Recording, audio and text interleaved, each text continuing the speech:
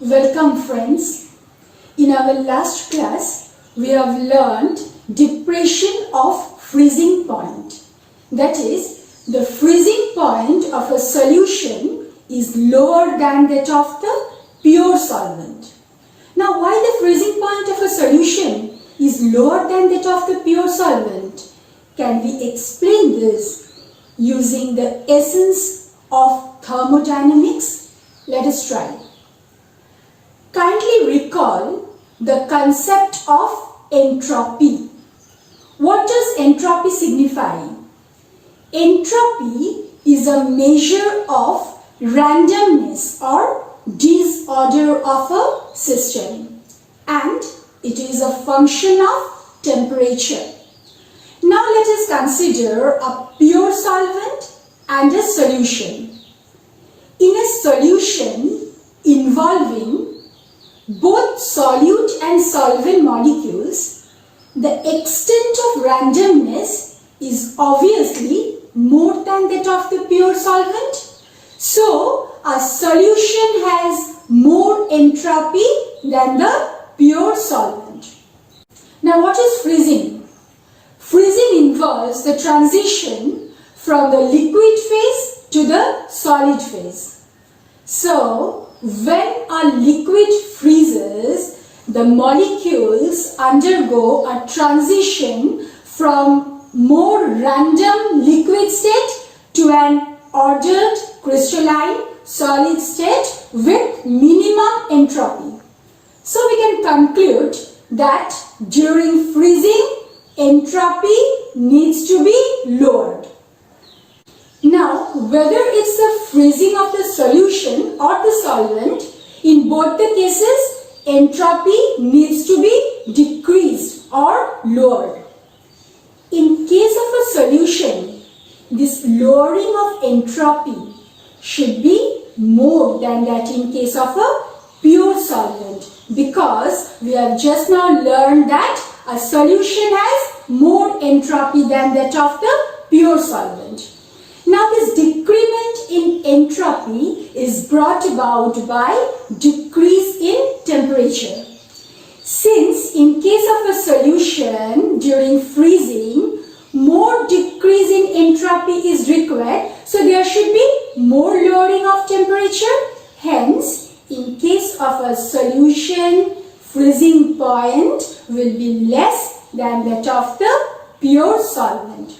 So we can say that entropy can explain this lowering of freezing point, or rather this depression of freezing point is an entropy effect. Now we will see how to determine the molecular weight of a solute using depression of freezing point.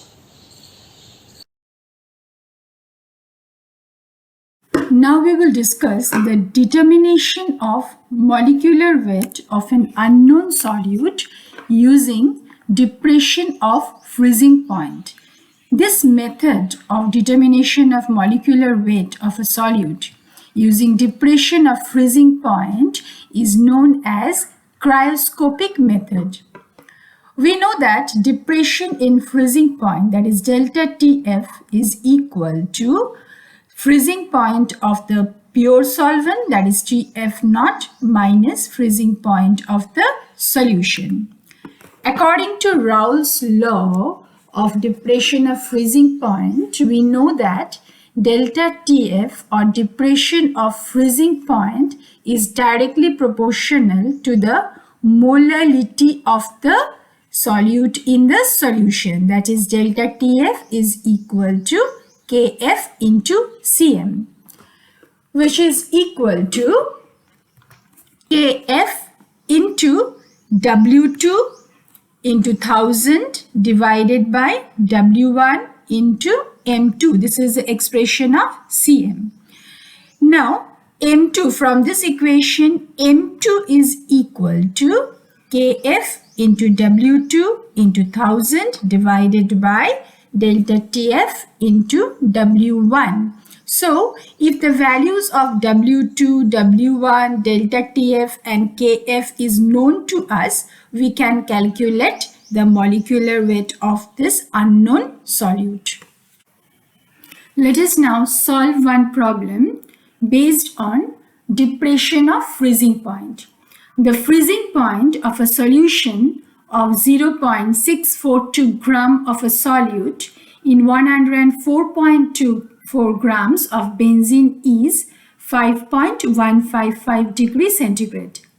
The freezing point of pure benzene is 5.400 degrees centigrade. Calculate the molecular weight of the solute. Kf, that is cryoscopic constant for benzene, is 5.12. In this problem, benzene is our solvent. W2, that is weight of the solute, is given, that is equal to 0.642 gram. W1, weight of benzene, that is weight of the solvent, is equal to 104.24 gram. We have to find out the value of M2, that is the molecular weight of the solute. Tf naught, freezing point of pure benzene, is equal to 5.400 degrees centigrade. Tf, freezing point of the solution, is 5.155 degrees centigrade. Delta Tf, that is depression of freezing point, is equal to Tf naught minus Tf, that is 5.400 degrees centigrade minus 5.155 degrees centigrade, which comes out to be equal to 0.245 degrees centigrade. Now, just we have studied the equation of M2. M2 is equal to Kf into W2 into 1000 divided by delta Tf into W1. Putting the values of Kf, W2, delta Tf and W1, we are getting the value of M2 is equal to 128.7. Let us discuss the limitations of cryoscopic methods. The first point, solute should be non-volatile. Solute should not undergo association or dissociation in solution. Solution should be dilute. Now here, ordinary thermometer cannot be used. We have to use extremely sensitive thermometers like Beckman thermometer. The last point, that is solute should not form a solid solution with the solvent in the frozen state. Now we will discuss important applications of depression in freezing point.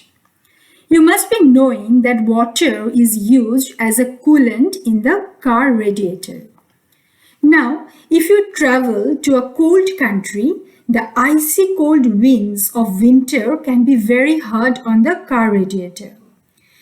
Due to this extreme cold temperature, the water in the radiator freezes and expands.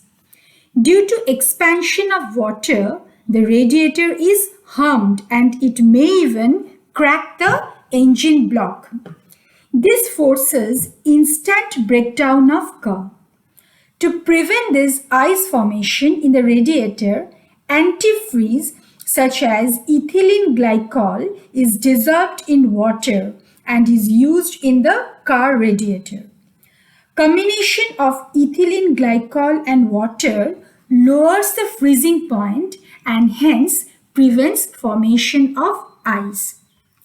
Similarly, sprinkling of salt on ice-covered roads also lowers the freezing point of water and prevents formation of ice at 0 degrees centigrade. This has already been discussed in our last video tutorial. So, with this, we end our discussion on the third colligative property, that is depression of freezing point. In our next class, we will discuss the fourth and the last colligative property, that is osmotic pressure. Thank you.